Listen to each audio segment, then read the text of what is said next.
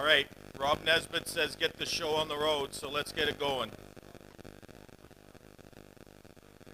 Can everybody take their seats? Is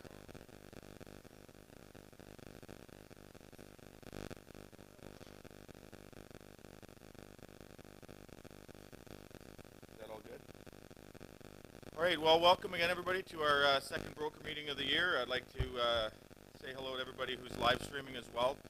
We're live streaming this meeting today, so welcome, and if you have questions, send them in. We'll get those questions through Justin here, and we'll make sure that we address them as well.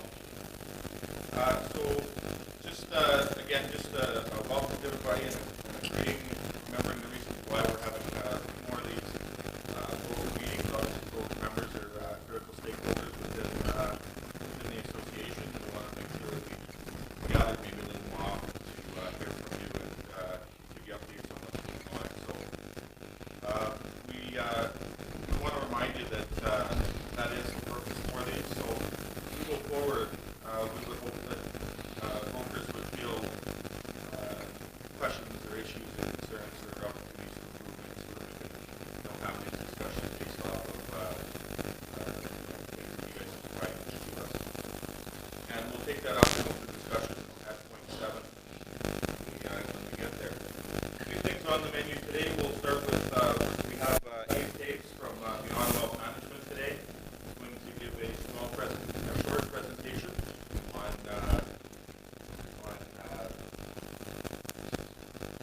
succession planning. Anyway, so thanks, Abe, for that. Come on up and maybe introduce yourself briefly, and away you go. Well, thank you very much. My mic is supposed to be live, so I'm assuming it is. I appreciate you inviting me to present to you today. I know a number of you in the room, which makes me a little nervous, but I'll do the best I can. As you said, my name is Abe Taves. I'm with Beyond Wealth Management and also Beyond Wealth Consulting. We do a lot of work on the area of business planning and succession planning for business owners and farm clients. So this presentation we do to a variety of groups. Particularly, it's also a presentation that we do to business owners. So most of you or all of you are business owners in the room. So hopefully some of the material will apply to you directly as you run your businesses. But also the other purpose is that as you're talking to business owners as your clients, maybe having a little bit of understanding will help as well in those conversations, because they are the ones that will the transition or exit out of their businesses over the next years. Research says that there's 10,000 business owners in Saskatchewan that want to exit their business in the next 5 to 10 years. So that's a big number, but the problem we have is that we also don't have young entrepreneurs to take over, but that's not the discussion for today. So we need to talk about how do we get young people who want to be business owners, so going forward. So this is a presentation that we would typically do with a business owner or a business owner group. So some of the material may apply to you, some may not, but this is part of our conversation. The typical disclaimer. So one of the things that we're finding in our work with business owners is that typically 80% of their net worth is tied up in the value of their business. And as you know, that the best return that business owners have received over the years is investing back in their business. The problem with that is that they're not taking money off the table. So the value of their business, of their net worth, and the value of their retirement income is the business. And so that can be a significant problem when you're looking to transition out. So most of them don't have a lot of assets outside of the business. We typically see a lot of value tied up in real estate, and we see a lot of value tied up in the business, but we don't see a lot of liquid assets outside of the business. So the question really becomes is your business saleable, assuming that's a word, or is it just a well-paying job? We have a lot of people that are in business, particularly in the service industries in this province, that really don't have a saleable business. It's a well-paying job. So unless you find somebody that wants the same job you have, you may not get any value out of your business. And that becomes a big surprise to a lot of people. When they come in and they say, well, how much can I get for business? And we say, well, it's real estate and 10 or 15 cents on the dollar for equipment. That's it. So I can't afford that. Well, then we have a different discussion about how to maintain a business. So there are some things you can do, but there's really three different transitions that we have to deal with. One is management, who runs the business. We have ownership, which is quite often where people start. But then we also have personal. I mean, we have, the issue becomes is, and it's particularly true for men more so than women, but we associate who we are by what we do. When somebody asks you, who are you, you will tell them what you do. I'm a doctor, I'm a lawyer, I'm a real estate agent. Well, that's what you do. That's not who you are.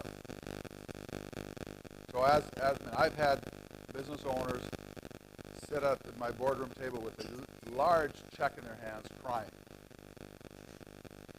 because they were the generation that sold the family business. So it's a very emotional part of exiting your business. It's not just financial.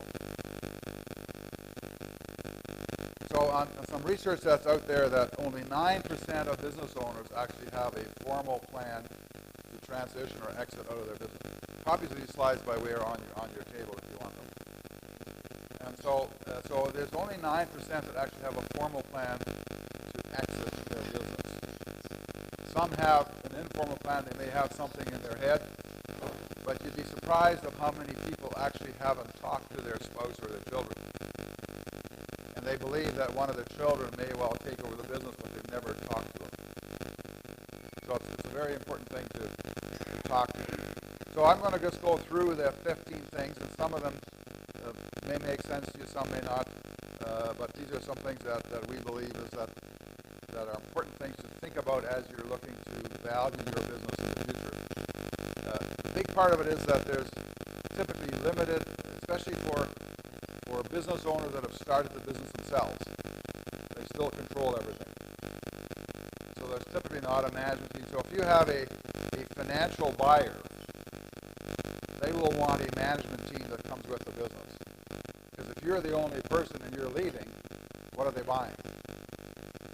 So it's very important to start working early. And I would suggest that, we see clients that are wanting to exit tomorrow. It's a bit late. Talking to one of the tax, I was in Ottawa for a tax conference last week, and talking to one of the tax lawyers in Calgary, he said to me, you should start 10 to 15 years before you're thinking of exiting. In fact, you probably should start the day you start the business. How are you going to get out? So it's very important to have a management team because that will add to the value of your business. Because very often there's no real, you're busy being busy. You're not spending time on creating a vision for the future. So it's very important to develop a vision for your business with the key people that are going to stay in the business. So if somebody's buying the business, there are going to be some key people that they want to keep. They should help build the vision for the future of your business. And this is particularly true in service industries in the province. And we are a service industry economy in Saskatchewan. We do some manufacturing, but a lot of businesses in that second, third tier businesses are serving other businesses. So we are a service industry. And so if you don't have a sustainable ongoing revenue stream, it's very difficult to value your business because that's what somebody will pay for. So if you're only as good as your last bid, for those that are in the construction industry, what is your business worth? So you have to look at how do you take a service industry and create revenue, ongoing revenue streams, because that's how financial buyers will value your business. This talks to most of us, or some of us. A lot of businesses have older employees that have all the skills and knowledge. So as they walk out the door, does that go with them? So it's very very important to develop a plan to attract, retain, and mentor younger people, because again, that will actually increase the value of your business. If somebody looks at your business and they see that 40 or 50% of your employees are over 55, they will actually take a discount on the value of your business, because they don't see them staying there in the long run. This is a given, but it's interesting how many businesses don't have very clear policies and procedures written down. Again, that's what the people are looking for that are financial buyers. A very confusing corporate structure. If you can't explain it to a potential buyer, then it's probably too confusing. If you need your accountant or lawyer to explain it for you, it's probably not doing the job for you. And we've seen all kinds of things. I mean, that's amazing what's out there. And so taking time to simplify, to clarify your corporate structure is critical. And it might include buying out minorities. I mean, a lot of people like to give some employees, a few shares. That's actually a detriment when it comes to somebody buying their business. Too much dilution and just makes it complicated. By the way, if you have any questions, please ask. A few hard assets. I mean, you know what hard assets are? Real estate. If you have an industry that is mostly goodwill, and if you take, the doctors had a big surprise in the last few years. They were allowed to set up their personal corporations, and they were looking at that someday they're going to sell their practice. Well, the problem is that somebody across the street can open their business and be booked up the next day. So they don't have a lot of hard assets to sell. They may have some equipment, but they don't have hard assets in the true sense of a business. So it's very important to look at what drives revenue in your business. How do you make that a process that somebody will buy? This goes without saying. We've had business owners that want to exit their business, drop a box off on our door. Well, here's all my stuff. Okay, well, we're going to have to charge you for going through the stuff. But so how do you file? Well, we just send in our best guess. So somebody's buying the shares of your business, they're taking up your liability. It's going to be a serious discount if you don't have proper financials. You need low EBITDA. You have a lot of businesses that this is one way of valuing a business based on EBITDA, earnings before interest, depreciation, taxes, and amortization. So it's a matter of, a lot of businesses don't have a high EBITDA. So if you're in a multiple of 3 or 4 or 5 and you have a low number, what's it worth? How are you going to generate the value you want from your business?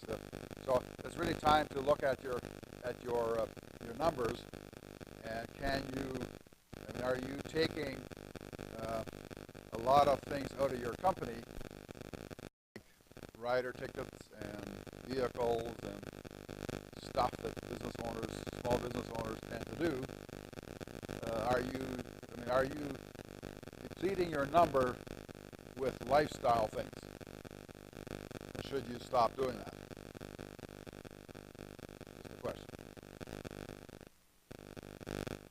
Your business has no unique value. So what makes you different than your competitor if you're in the same? So if you're a plumbing shop, what makes you different than the plumber next door? Have you thought that through? And how can you put that into a value in your business and every business has a value driver, but most people don't know what it is.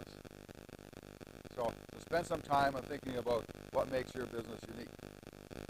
Barriers to enter your business. I talked about a plumber. Can somebody with a half-ton truck and a tool bag and a phone be your competitor?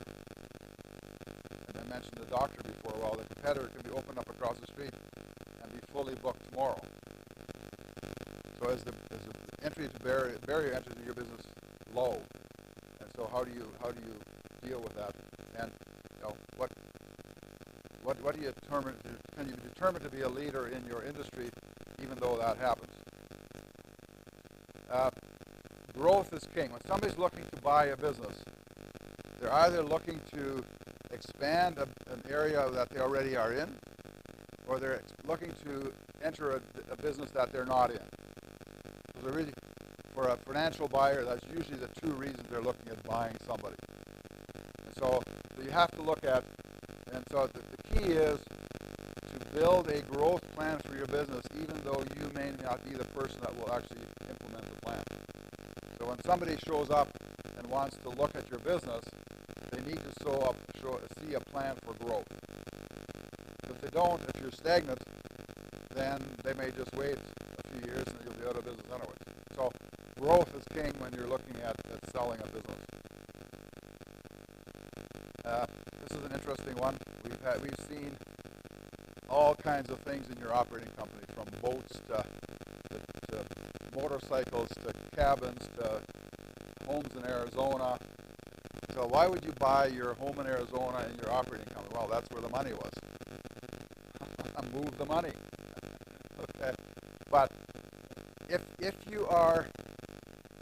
more than 10% of your business assets are non-business related, like real estate and cash are the two biggest problems in an operating company. If more than 10% is in those assets, you are offside for capital gains exemption, and that's an extra $175,000 a tax. You multiply that by your spouse and a couple of children, it's a big tax bite. And the issue is that if you make changes in anticipation of sale, all of the changes are disallowed. And the Income Tax Act does not have a time period on that. Administratively, CRA is working till about a 2-year rule, but they can go back further. So basically, you should not have a building or cash operating company. You should move that to, typically we have an operating company, a real estate company, and an investment company for most of our clients. We like to see it in a separate company. But then if the buyer wants to buy the operating company and the real estate, then you just sell both companies. But I just had a client in this morning, and they're going to keep the real estate and charge the kids rent. That's going to help supplement retirement income. Although now with the new passive income rules that the federal government has put in place, that gets more and more difficult. Because rent is now considered passive income in your company, and if you make more than $50,000, now the kids' small business deduction gets eroded. Even though you don't own it, because you're linked, you're associated because of the rent. So there's planning where it has to go around that. But the key is to have your operating company ready for sale at any. The clients had just retained us to do the work for them, and they got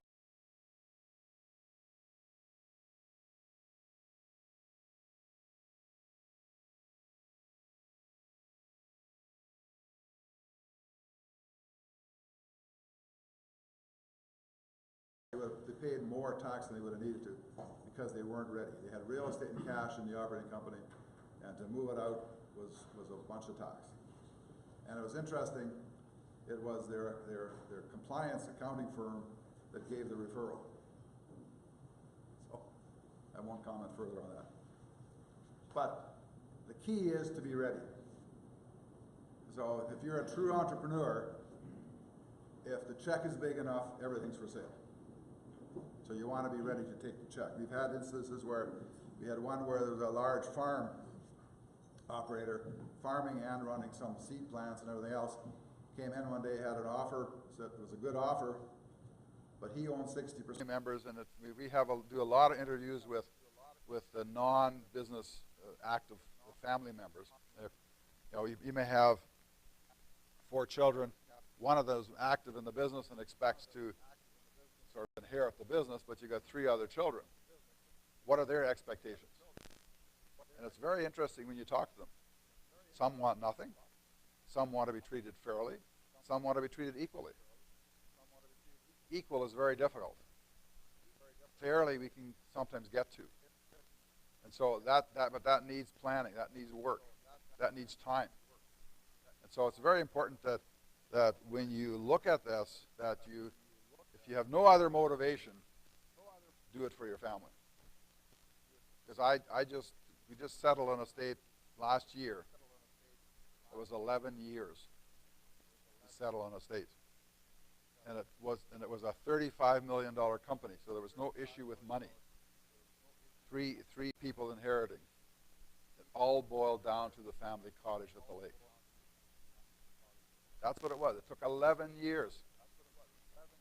The lawyers and accountants did very well, but the family struggled.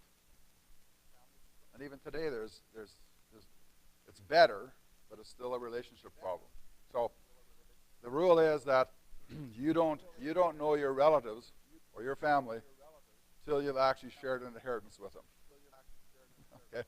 So my mom and dad did a great job of that because there was no money. So we still like each other. I just said to my dad, just make sure that I don't have to pay anything to boot for the funeral. So this is what we do. This is a bit of a model of some of the model that we use for planning. I'd be very happy to answer any questions. We have, a couple minutes? So any questions at all?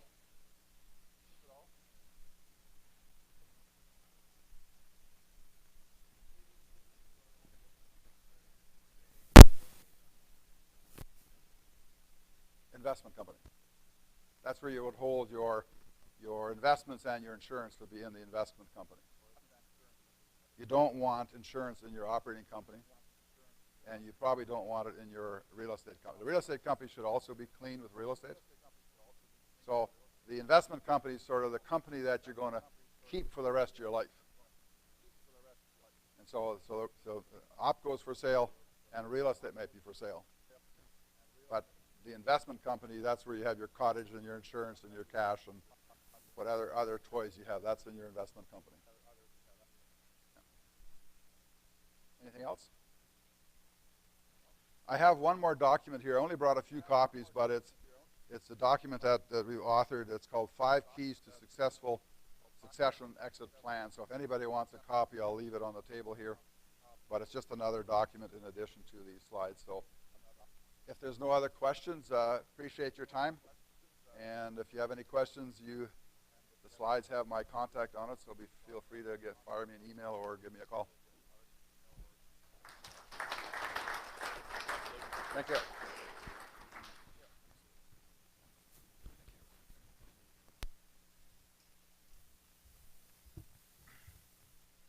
Awesome, great information. Thanks again, Abe. We appreciate that.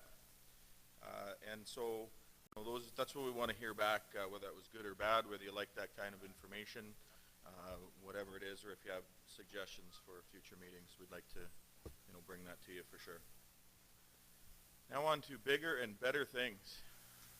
We have a distinguished guest with us today in Len Wassel from the Canadian Real Estate Association, and he's here to give you the update on all of the goings on. Welcome, Len.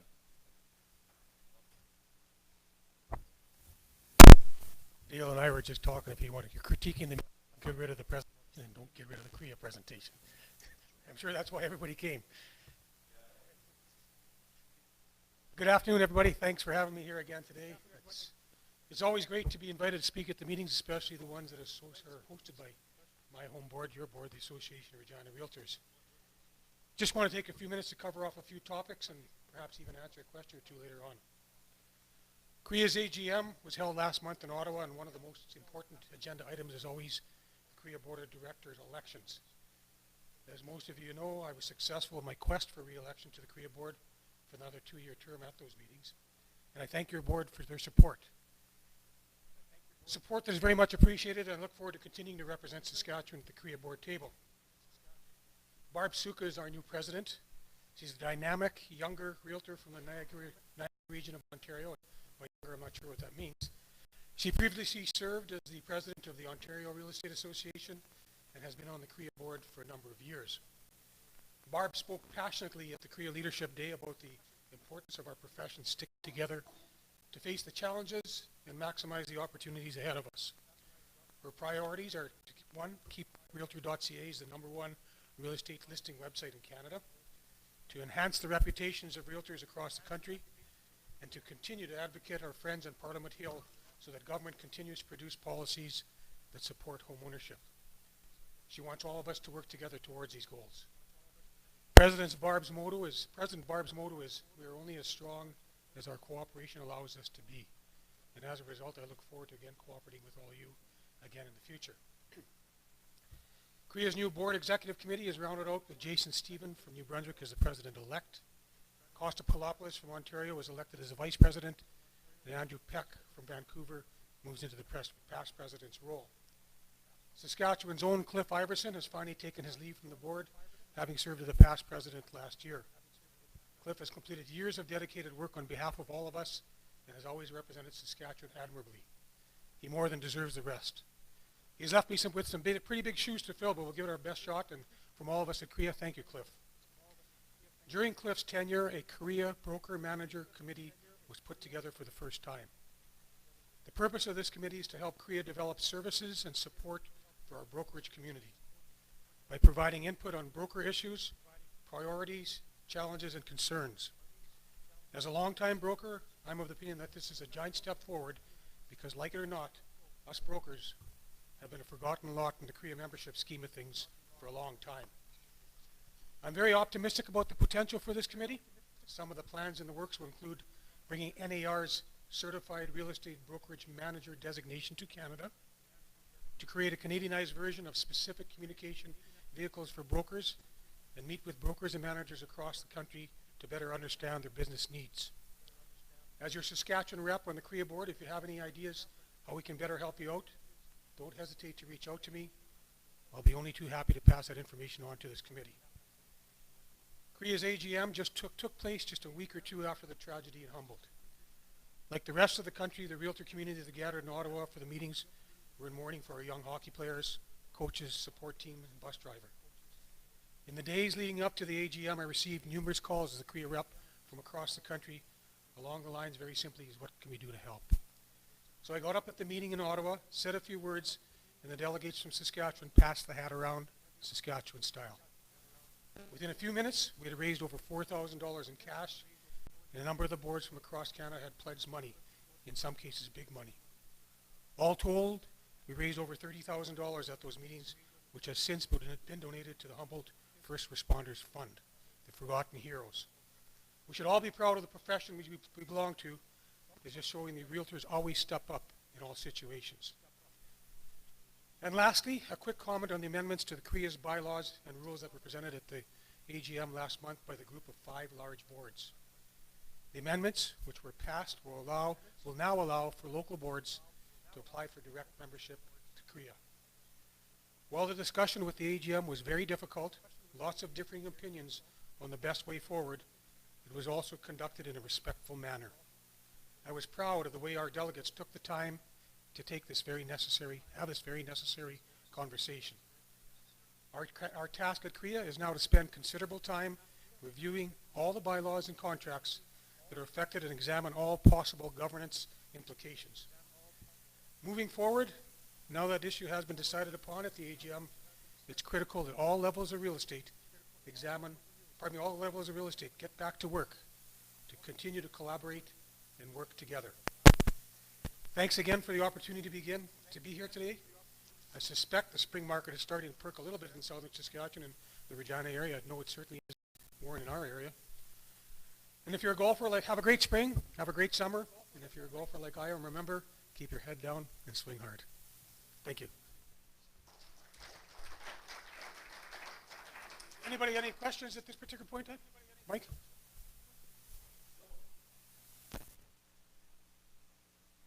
Directors meeting in last week talking. Hello. I understand they have a strategy in place.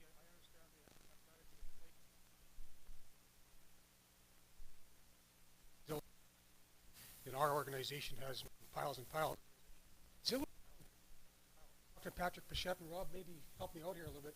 Zillow has worked a wee bit with the Canadian Real Estate Association about being partnershiping a bit. Now they do have a strategy. They've been approaching individual real estate people and real estate brokers across the country they don't seem to be too interested in this part of the world, but they're certainly interested in the larger parts like the right now they're coming. Just to what extent they're coming, we're not sure of, but we're certainly stay on top of it and watching it every single day.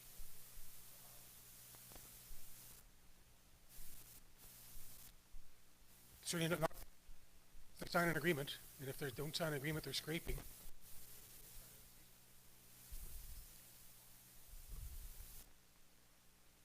At this point in time,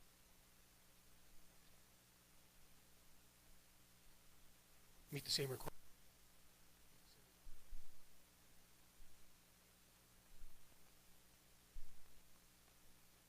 Well, that being said, with what the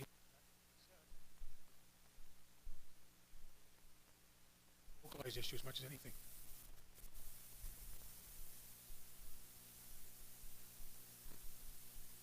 All right, thanks. I'm around to the end, and certainly feel free to the people on the feed. Fire me a question. I'll do my very best to answer. Thanks again.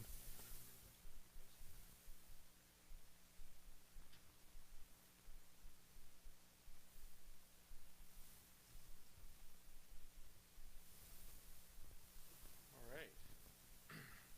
Thanks, Len. Appreciate that. Always good to hear what's going on.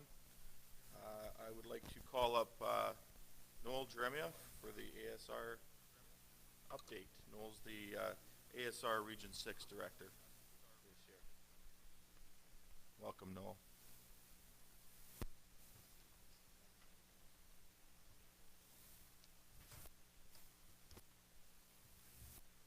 Hello. Welcome to my fellow industry members. Thanks for attending today's meeting, and I'll get you updated with a few things from the Association of Saskatchewan Realtors and what's been happening from the provincial perspective. Starting with ASR board, recently at our last meeting we voted unanimously to contribute $5,000 to the fund established to assist the first responders at the accident scene involving the Humboldt Broncos. As Len had already mentioned in his report, there was some fundraising done at the CREA AGM, and that the total now from the realtor community is well over $30,000. We are strongly encouraging all boards and councils to do the same, to contribute to that first responders fund. ASR is participating again this year in the CREA Radio Co-op ad campaign to promote the realtor brand. The campaign started the week of April 23rd with 2 messages playing on over 20 radio stations around the province. These ads will run until May 28th, and including the free spots we get with the bulk purchase, it has a total value of over $80,000. The CREA television ad has been running for a few weeks now, and we're getting favorable reviews from the information that we're hearing.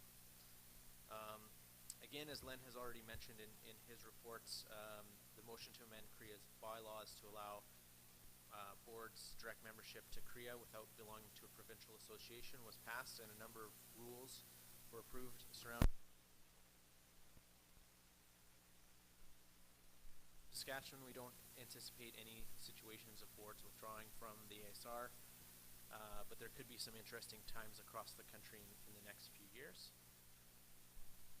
The ASR continues to work with the Commission and the Ministry of Justice on the proposed changes to the Real Estate Act. The Financial and Consumer Affairs Authority have recommended some significant changes to the package that was proposed originally from the Commission. A full version of the latest revisions have not been made available as of yet, but once we see it, we'll meet again with the Commission and the Ministry of Justice to provide our input. Target date for those changes taking effect is the spring of 2019. We also continue to provide input to the Ministry of Justice regarding the legalization of cannabis to ensure the potential impact of home cultivation is considered and that the rights of landlords are respected. There's a collaboration report that was reviewed that outlines what each realtor organization in Saskatchewan is responsible for now, and I believe later in the agenda I think Rob and Tim might be going into more detail about that. Our board of directors has engaged in a lengthy discussion regarding the strategic planning for the ASR. Consensus that ARR and are be invited to attend our June ASR strategic planning event, as they are considered key stakeholders to us and their input is vital. ASR Education Committee has met with representatives from the Regina Board and Saskatoon Board in an effort to determine what role ASR should play in realtor education in the province. Talks are currently ongoing. With web forms, we've launched the newest version of the standard forms, and any glitches that are being worked on are being worked on right now and repaired as we go along. If you notice anything glitch-wise that needs to be fixed, please reach out to our office. And the 2018 Quality of Life Committee Legacy Grants were presented at the April 12th AGM to the following charitable groups. Region 1, it was awarded to the Soup Haven in Yorkton. Region 2 went to the Bridgepoint Center for Eating Disorders in the village of Milden. Region 3 was awarded to the Olive Tree in Lloydminster. Region 4 went to the Humboldt and District Community Services. Region 5 was awarded to Diabetes Canada in Saskatoon. And Region 6, which is Regina, went to the All Nations Healing Through Arts organization. And that wraps it up for my updates. Thanks for your time.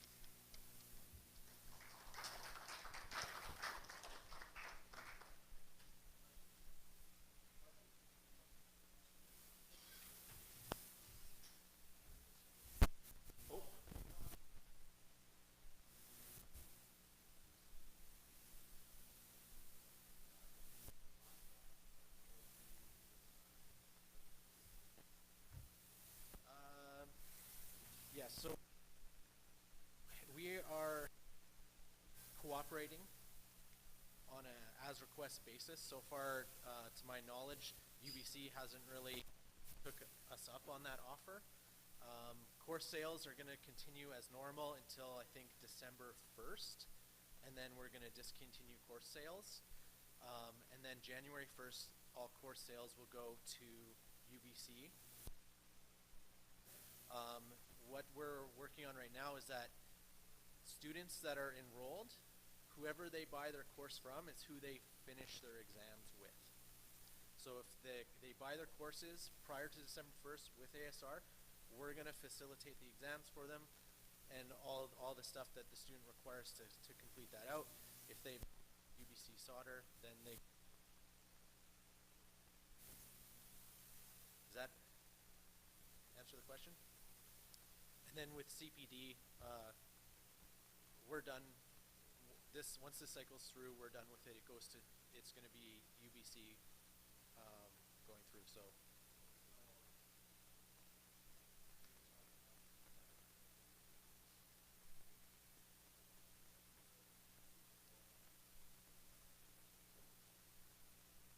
At this time, we're assuming that UBC is going to be ready for January 1st, but that's yet to, we have yet to cross that bridge.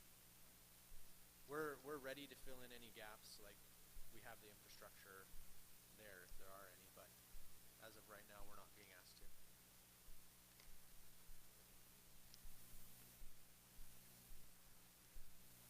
Okay, so the question was CPD completions. I think last week we were sitting at about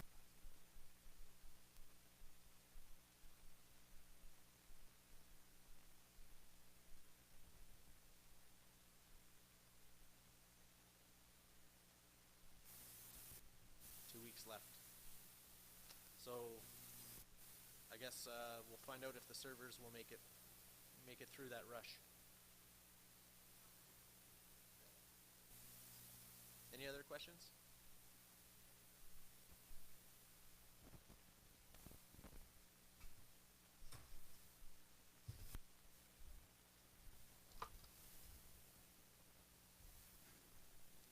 Thanks again, Noel. Appreciate that.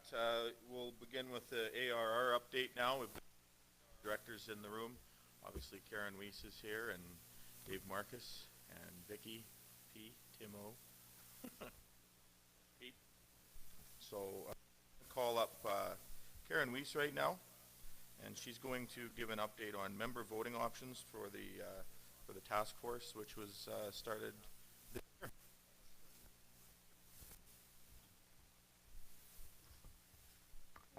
everybody. Okay, so in the interest of time, I'm going to give you the Coles Notes version of this, if that's okay.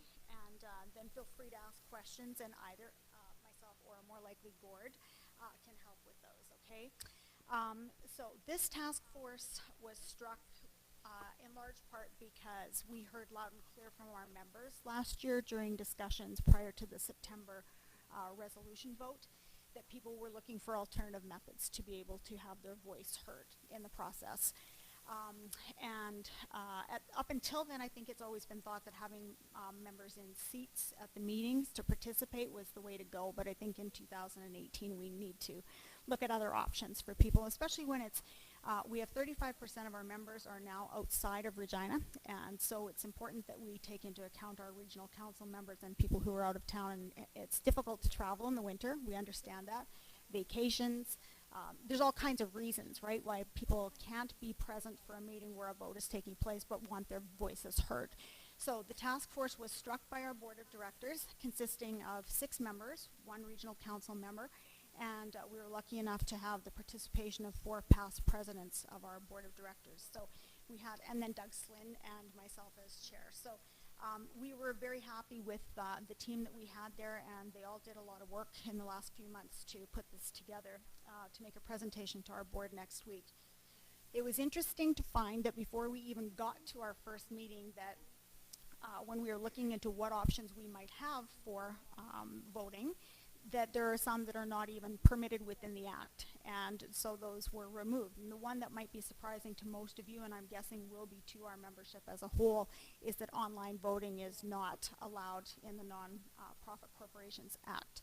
So it would be an uphill battle, and I guess, Gord, you can probably address this later if people have questions that he's already asked about that process, but it would be many years before that could be addressed on our behalf. So that is not an option that will be looked at currently for us. And then also advance polling is one that is also not permitted. So we looked at the other options that were available to us, and that is so the 3. First, in-person attendance, of course, as we have right now, proxy voting, and then mail-in ballots, and all of those are permitted within our Act.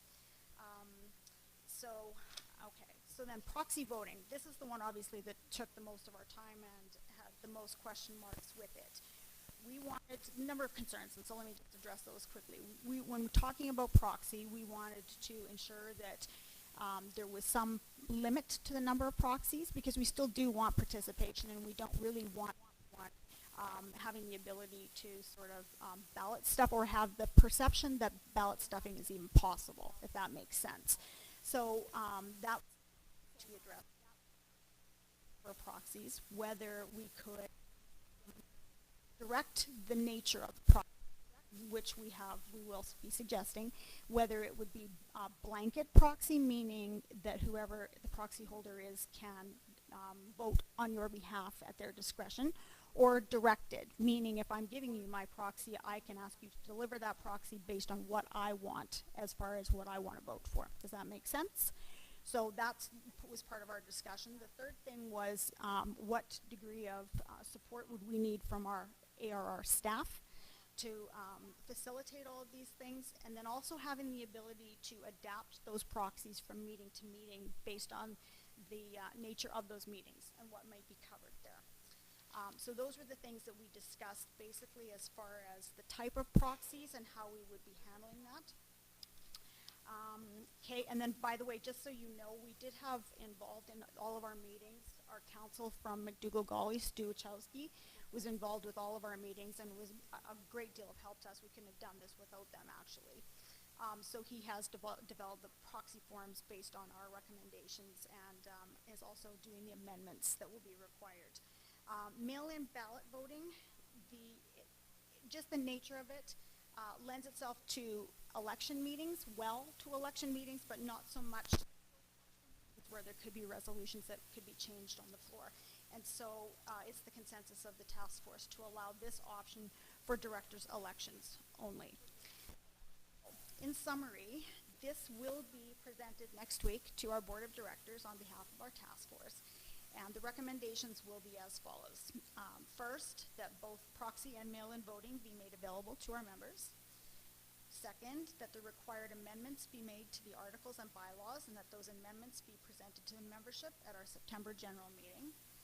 Third, that the communication be prepared and distributed to members on the work of the task force and the reasons for not including the online option as discussed, so people understand why that isn't an option for us.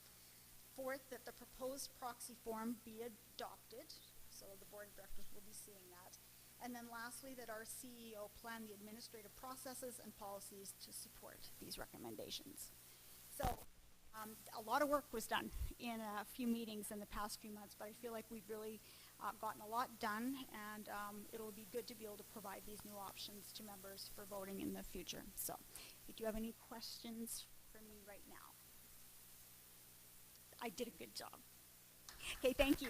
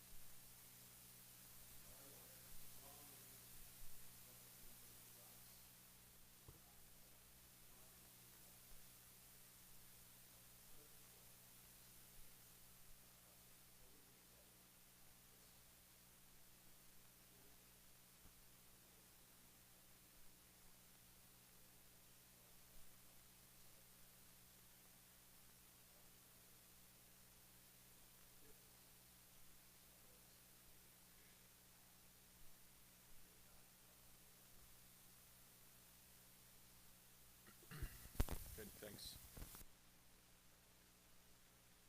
Next, Vicky, for a regional council task force.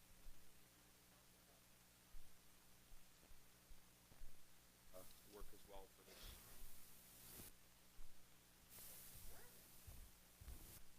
Hi, everyone. Okay, so I think what I'm going to do is I'm going to just start with some background first.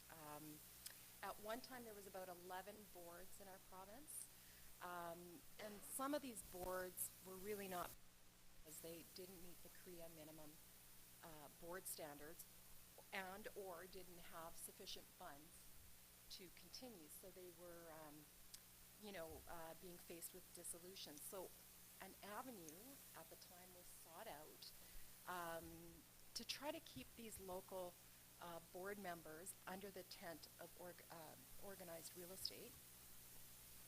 And about 10 years ago, the regional council model was created in both Saskatoon and Regina. As it was designed, the model provides a region with local voice and some for their local members, and also carry the Realtor brand and work within the MLS system. However, it was also designed to be a low-fee, low-service model with differing membership rights, such as board of director eligibility. Executive councils in place do not have a provision for listing data to be audited by our association. So technology significant role in flattening or the equalization of services offered to the regional members.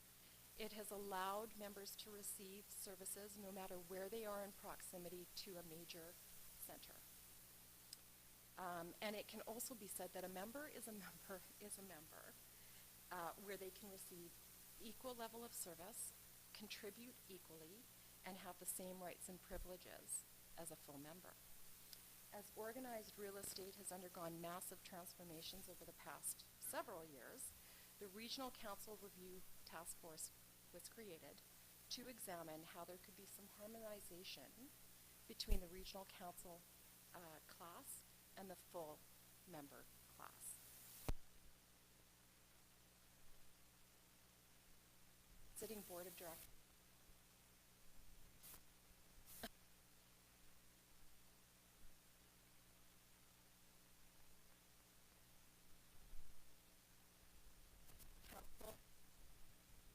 3 regional councils. In Lister, is the current.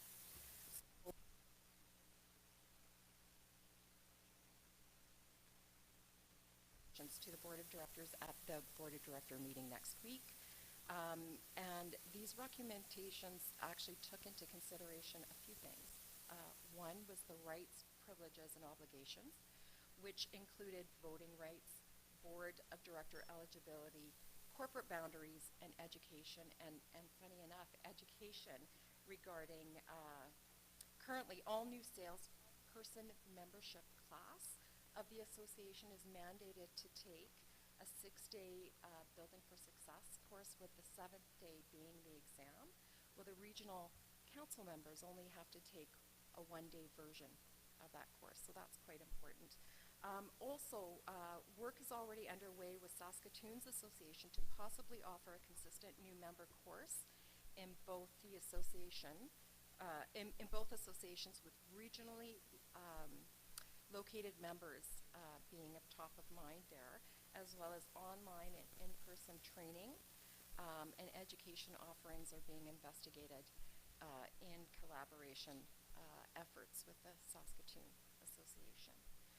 We also looked at organizational contributions, meaning annual dues, monthly fees, listing structures. We looked at MLS system integrity, current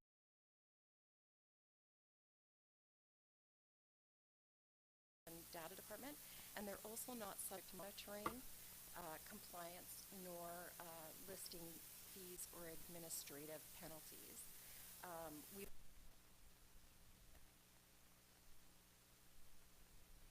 could adopt the ARR's MLS rules. They currently kind of use their own MLS rules right now as the model was created. We also looked at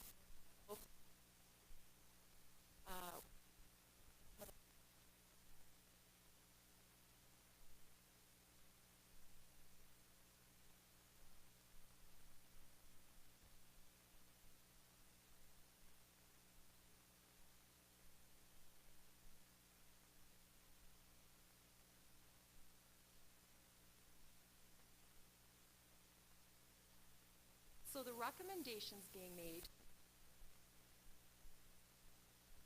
from is currently in the regional member.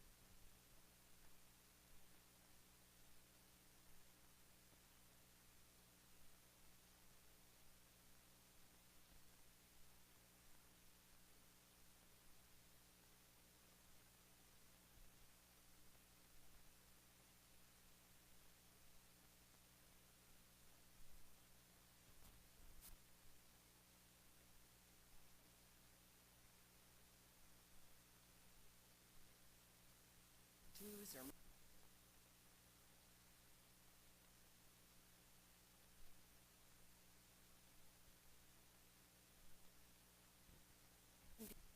continue their local community activities. And then also changes to the association bylaws and articles of incorporation that reflect this directly, to be voted on at the annual general meeting in September.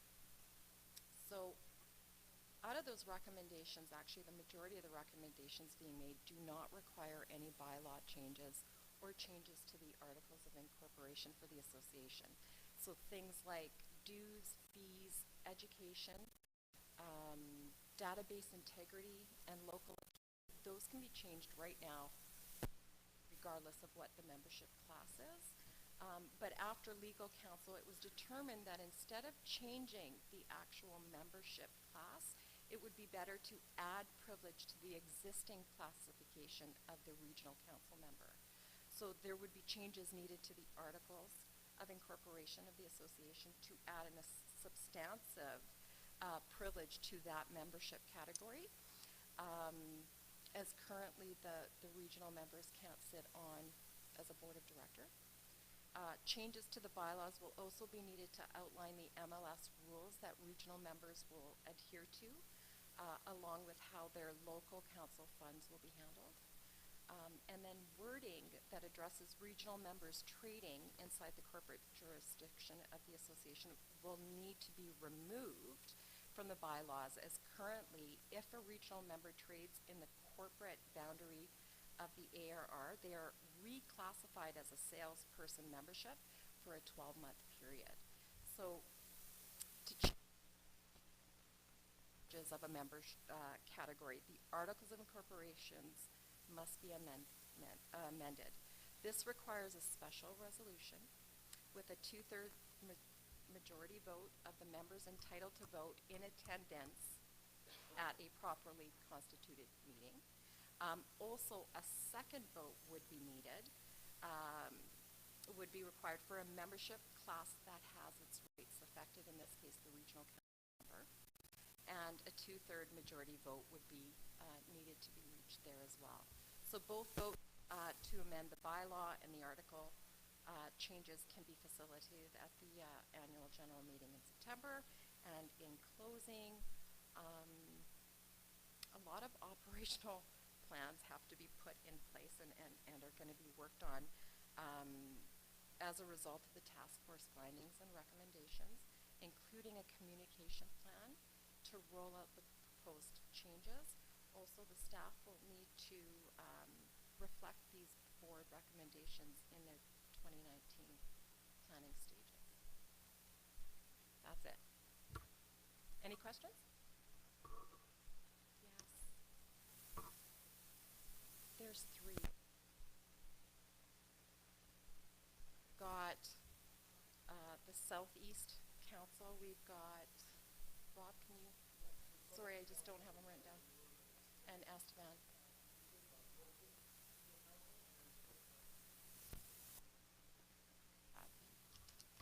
Any other questions?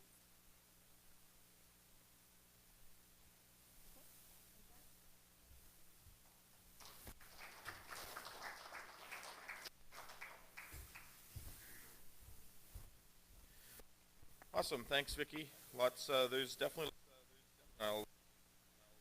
next 2 points for the renewed dialogue on the.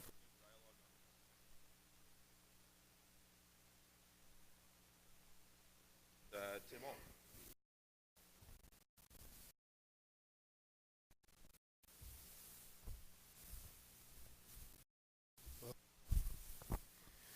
Right. Start with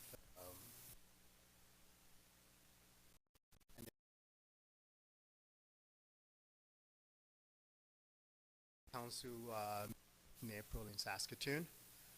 We had a really good discussion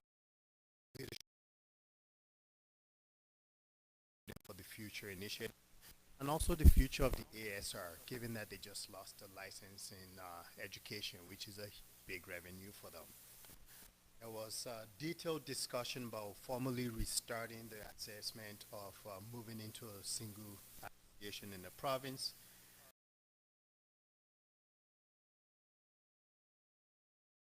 There was consensus in the room that steps should be taken to bring this back to the table, and also based on feedback from the meeting. I should say at the meeting we also reviewed the about the building for the future.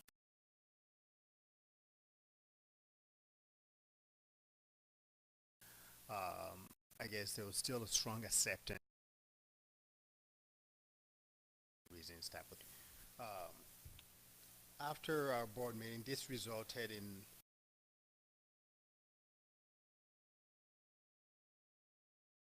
of understanding to the Saskatchewan Real Estate Association and the ASR. This expresses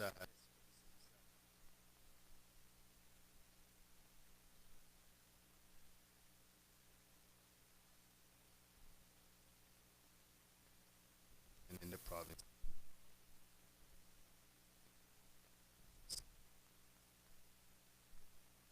And in the ASR strategic.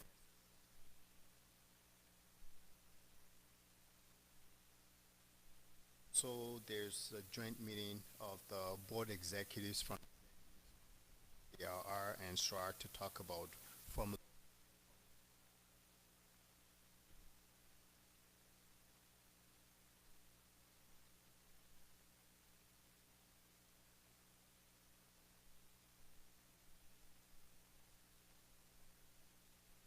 that the process needed more detailed plan, laying out budgets, organization structure, and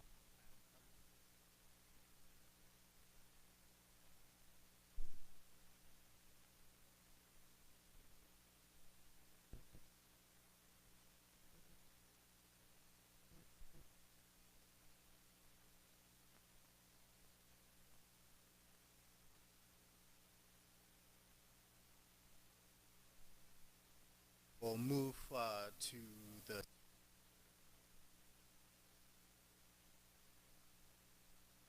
we have a committee chairing is also have a director on there, Darren Bostock, and two past presidents, Clay Ferguson and Stacy. The Executive Search Committee. We've been doing some work and put out an RFP a while ago for search recruiting companies to give us some information as to what they can provide us and how their services our board needs. And we narrowed it down to 3, and we held interviews, making a recommendation shortly as to the one thing that the committee is keeping in mind and all the back of our mind is the possibility that we could become one association, because that is something we have to be cognitive of. If that's what is going to be happening in the province, we have to make sure that we are not going in a different direction, because there will be, from the optics perspective, we have to definitely keep that in mind. Our board will be definitely a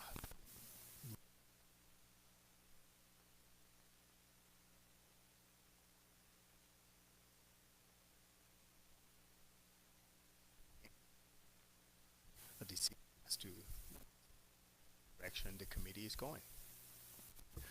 That is my update. Go right ahead, sir.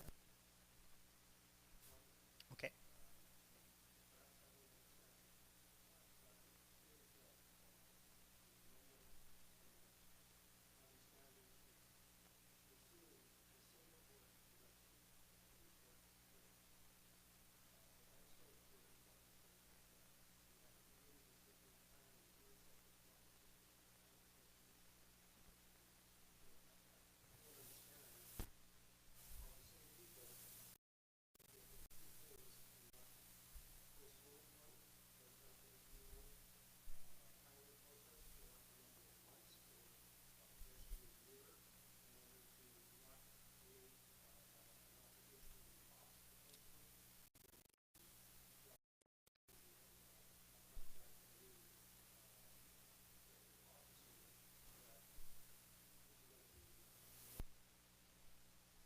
This is a point that we at the board table, and we continue to discuss at the board table, and that is also why contract or any obligations hasn't been given to any recruiting.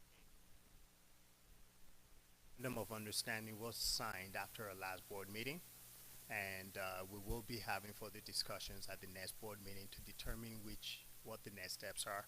We certainly understand that there's a big cost out for the recruiting company, and there's the optics of, if this is what we want to do as a province, we have to also kind of keep that in line. We are keeping our, and we are very mindful of money as well.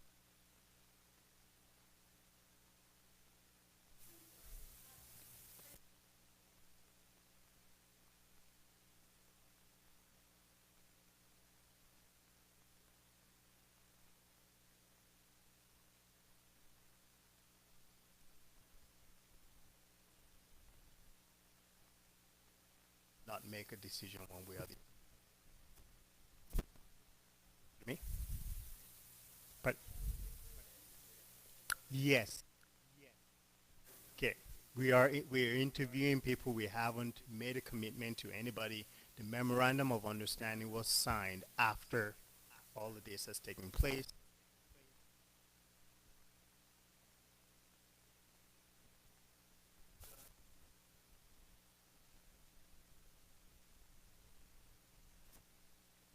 Recruit-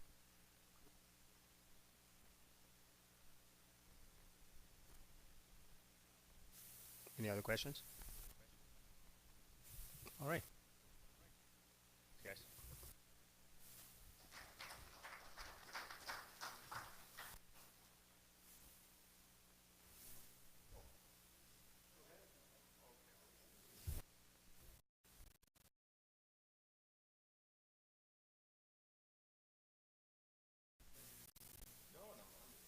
Hello, everyone.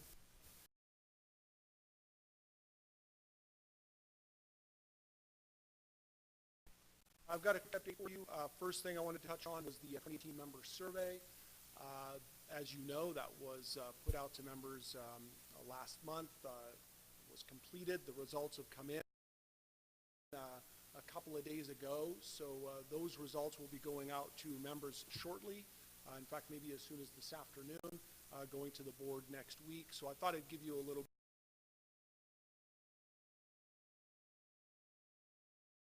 interest. 89% of those who filled out the survey indicate they're residential specialists in our association. 45% of those are with offices with more than 31 people. So there's a really interesting demographic section in that survey that shows a little bit of a shift in brokerage size over the last couple of years. So there's some interesting analytics in there. This year, the overall satisfaction rating for the association is at 3.9. That is exactly the same as it was last year. The top three services that are both of importance to members and in satisfaction are lockboxes, web forms, and matrix. And what's very interesting when you really start to dig into that, those three products were heavily affected over the course of 2017, as you know. A major change to matrix, and we also have had a major change by CREA to web forms that we've been navigating, and we also had some supra issues that I'll talk about in a few minutes. So when you think about the impact that those three products have on membership, the amount of change that happened to those products, we're satisfied with the satisfaction rating in the sense of that massive change, but we know the satisfaction rating can go up, and we use this data to try and plan strategically to get members more engaged with the association and get that satisfaction level up. So as you know, realtors are by nature change adverse, and we put them through a lot of change in the last year, and I think the numbers show that, and we certainly understand that. One of the other sections in this year's survey, like last year, was that of federal mortgage stress test rule changes. We wanted to get some analytics back from members on their experience with those new mortgage rules. In fact, even yesterday, that data was used in government relations activities in meetings with Ralph Goodale. 68% of respondents indicated that in some way they had clients impacted by these new mortgage stress test rules. So certainly they've had an impact in our market, and as you're seeing in the news over the last few days, certainly having impacts in markets like Toronto. So there's some interesting information on that. On the real estate review, 68% of respondents indicate the association does not a member. However, when you dig into the new format of the review is received generally well, and Compass has been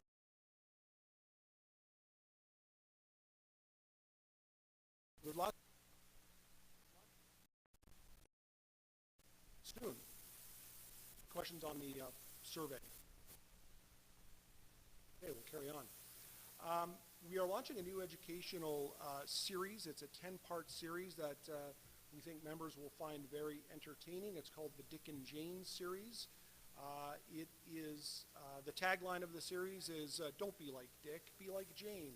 And it's actually a very humorous look at 10 scenarios that members can get themselves into, and there's a right way to do it and a wrong way.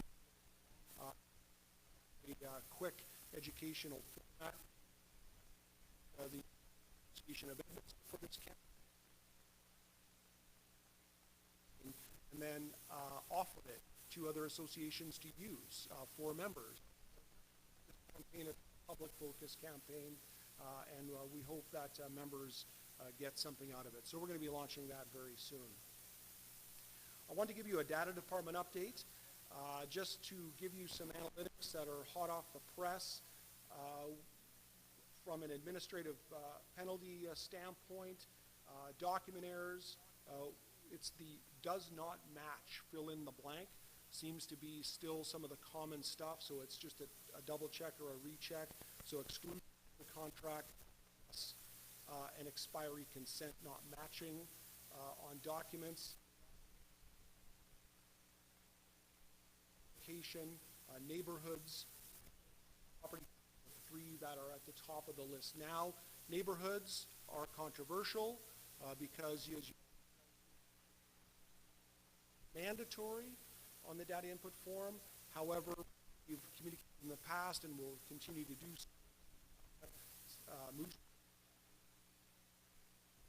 to data integrity, we ask that they be the membership has done a terrific job in this. I think there's literally 8 Regina residential listings right now that do not have. We go back and get those cleaned up. Neighborhood is extremely important for members to obviously find properties and to do market evaluations. And from a broker load standpoint, garages, parking not matching or missing, exclusions to the contract missing or not matching, and real property report missing or not matching. So again, good awareness for brokers just to see what the top sort of errors are so you can try and address that at your weekly meetings. Ready for activation, just a reminder, it's crucial that you check ready for activation, so let your folks know that at your meetings. When the board puts a listing in, it goes into ready for activation, so then the member can go in and finish the photos, mapping, etc. Coming soon, there will be notifications surrounding ready for activation. So if there's a board-loaded listing, the member will get an email saying that the listing is now in the ready for activation area. We feel that's really going to help that speed. So they'll know the listing is there and they can go in and finish, like I said, the photos and mapping. So that's coming soon. We've been working on that one for a long time. One of the benefits that we have of switching over to the new matrix, it allows us to build that type of thing out. So coming soon.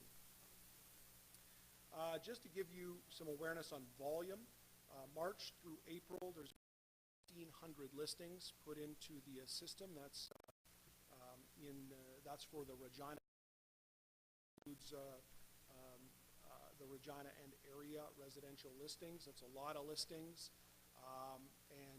You know, the data department deals with a lot of data on a daily basis. The last couple of weeks they've been doing around 50 a day plus broker loads. So it's a high volume period.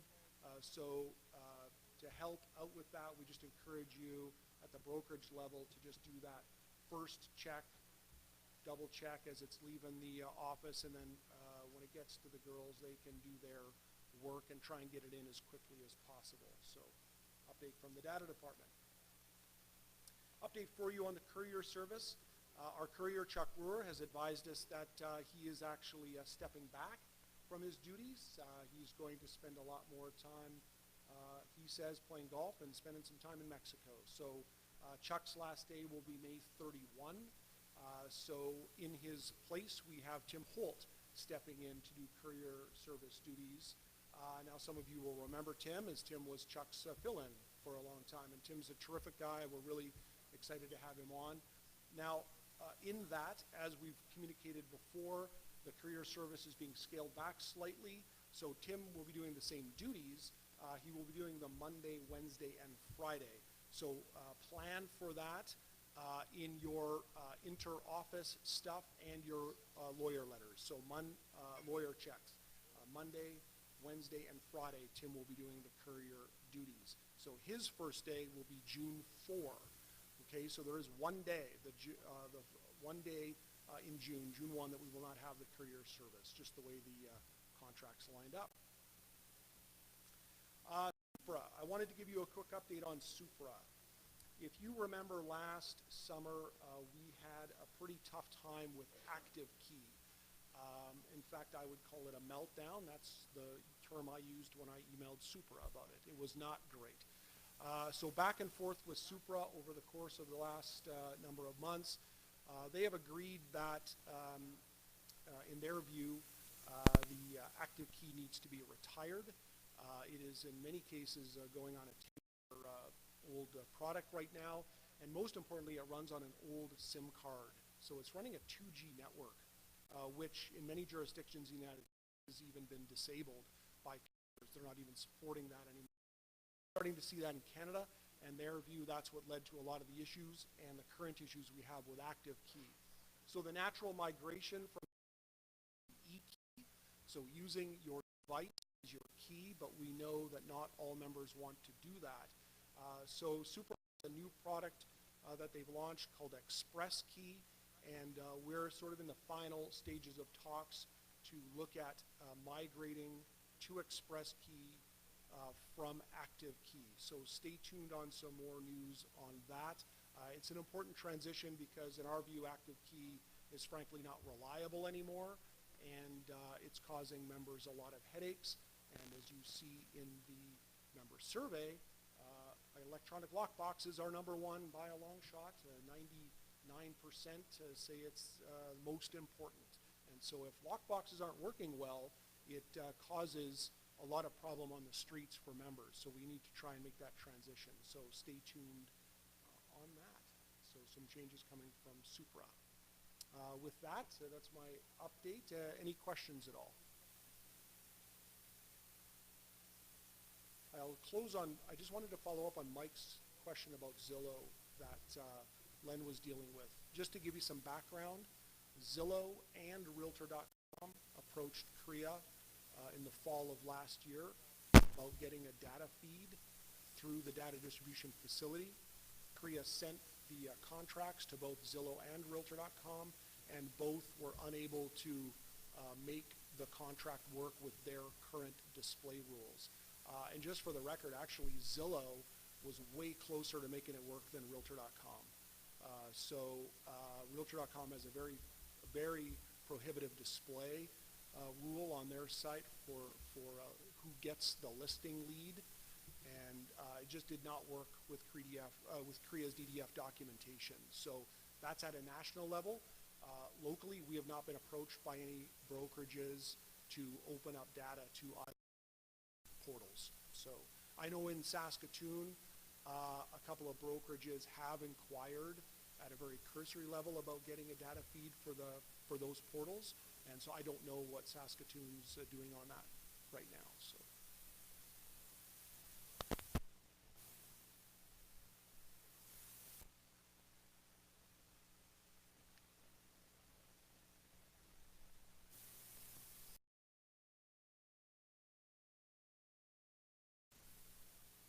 At the franchisor level, so RE/MAX West and Royal LePage National. Okay, so that's yeah. Where there's a couple of approaches that a portal like Zillow would take. They would go to CREA, obviously, to get data. They could go to a franchisor to get data, or they could come and approach local members, and who would then call the local board and say, hey, if my broker approves, can I get a data feed for that particular website? No different than we would do now for other websites. So we have not been approached. That's good information. I appreciate the information on the franchisor side. So our view, CREA's technology committee view was that if Zillow was going to get into that game, likely they would be targeting a Vancouver, Whistler, Toronto, Kelowna, Canmore, more of the vacation destination spots.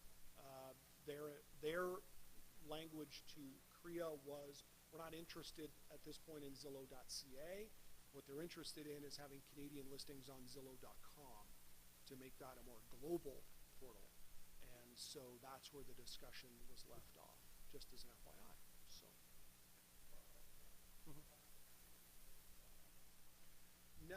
No, I think, you know, Zillow is a very controversial topic, obviously, but in all of the dealings that we've had with Zillow, seeing them at conferences or even at that particular level, they're obviously easy to work with, and they don't come at it elbows, you know, they're not going into the corner with their elbows up right away.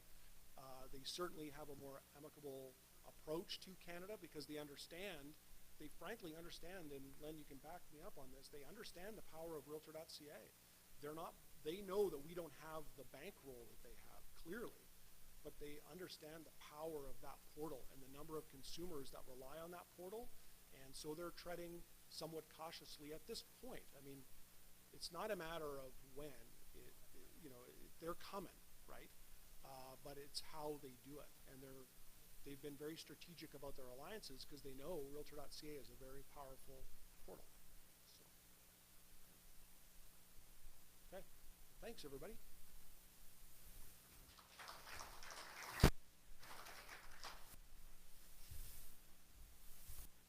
All right, thanks, Rob.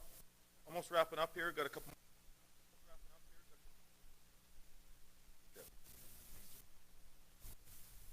Just a few quick points for brokers here today. Association membership is slightly up from the start of the year. Although going into licensing renewal, we do expect a little bit of decline to happen. Right now, we have 400 in the Moose Jaw area and 158 split between our 3 regional councils right now. So membership is doing okay there. And just another update for everybody.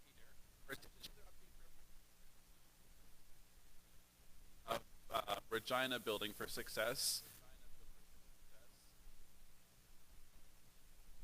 We can accommodate them. The upcoming regional session is on May.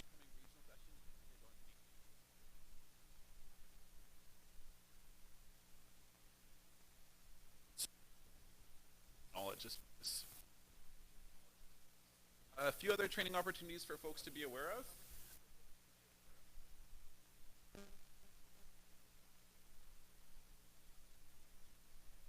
Is going to go to members soon, but that is going to be a different format. We're going to try and keep those groups small so the attendees can really focus on their computers and kind of get into that. So stay tuned for that communication coming.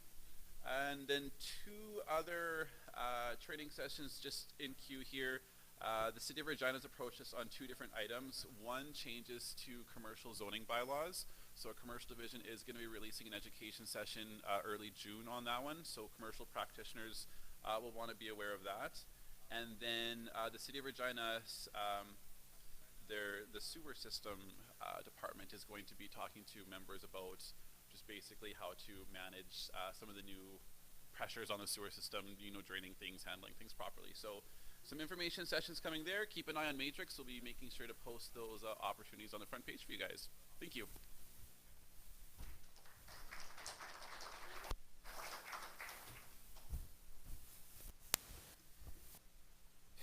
So my turn to give everybody an update on the ARR nominations portfolio.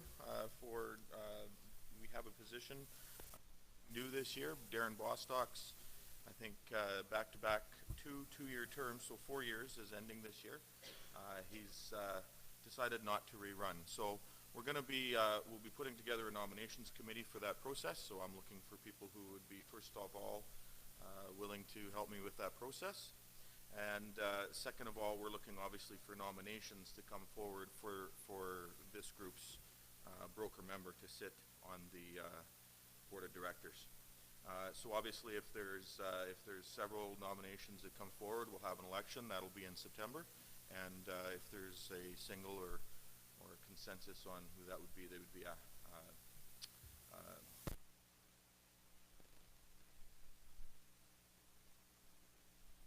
acclamation.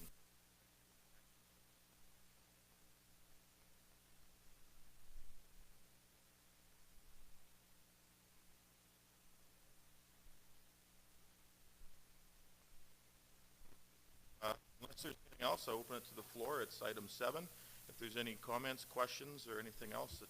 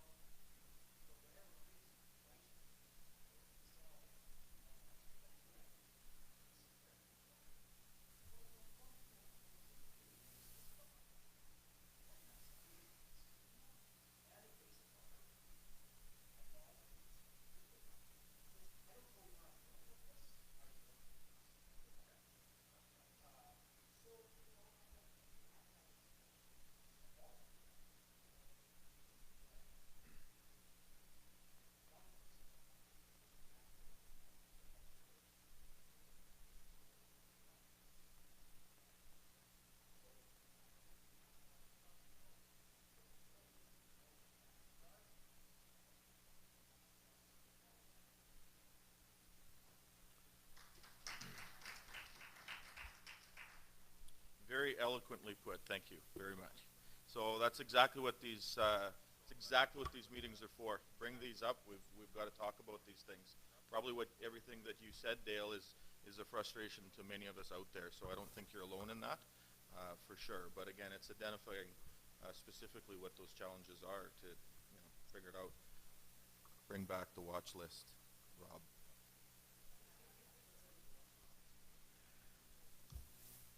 Duly noted, and we'll take some notes on that, and we'll discuss further. Right? Just on the watch, that was one of the more controversial parts of the migration to Matrix 7. What we didn't know, or what Saskatoon didn't know as well, is that we were one of the last jurisdictions to actually have the watch list. It was not a product that CoreLogic supported in Matrix. There was maybe a handful in North America, and it was not a widget that they supported, and was not one that they migrated into any new Matrix upgrades. So everyone lost the watch list. So that wasn't us, that was CoreLogic. I thought the watch list was actually very handy. We didn't have any say in that. That was just part of being with a vendor who's moving their product, and they moved some of it in a way that we didn't like. So that's on the watch list. Standard Forms Committee, Dale, is a member committee. That's an ASR committee made up of members with some staff oversight. So it is a member-driven committee that make decisions on forms, and there's always openings on Standard Forms committee. And I encourage any of you to experience that for one time in your life, Standard Forms. And then on the issue about listing upload, again, a switch in the back end of Matrix. There's now an extra level. You can look at the current session that you're in, or you can look at the physical day, so from midnight on, or you can look at 24 hours. So if you are on Matrix at 9 o'clock in the morning, there isn't going to be a lot in the new because they're just getting there. So you got to look at 24 hours because that's all the stuff that happened all day. And if you look, because it only starts at midnight. So that's why when you look at today and it's 9 o'clock in the morning, it doesn't look like much. I guarantee you by 11 they've put more than 3 listings in. I guarantee that because they always have. So the volume of listings is substantial. When you combine the two of them plus broker load, it's significant. So it's not a Jedi mind trick. It's the programming on the software that allows you to look at 24-hour period, a day period, or a session period. So hopefully that helps.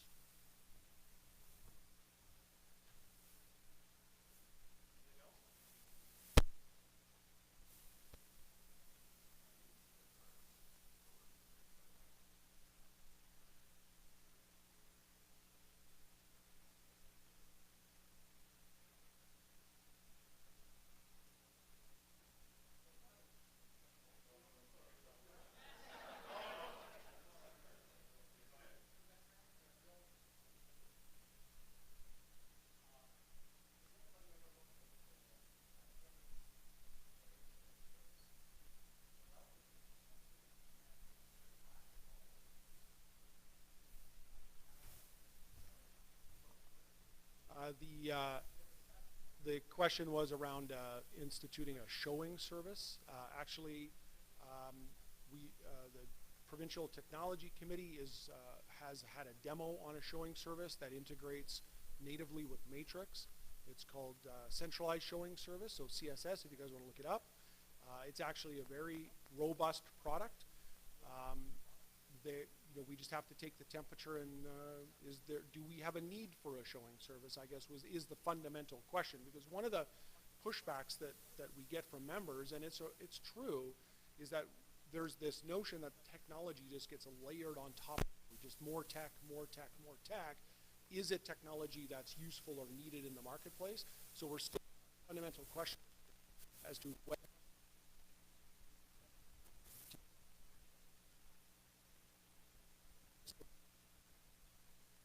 on that, but it is a lot of analytics.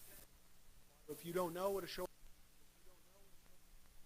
button next to all of the listings in the single line view on the full view and matrix, and you click the button and line up your buying tour through technology. So it would contact who needs to be contacted to book the showings, return confirmation in a proper logical order. You can map it. You can also have a feedback piece that you can provide to your sellers. You can give specific instructions through the realtor remarks that make it into the showing service. You have stats now about who's coming and going and the length of time between showings and when showings happen. So it's actually quite a robust platform. So that's a showing service. Even if you have folks call your seller, it still works through the application. So anyway. So it is, Dale, long answer, yes, it is being looked at, yeah.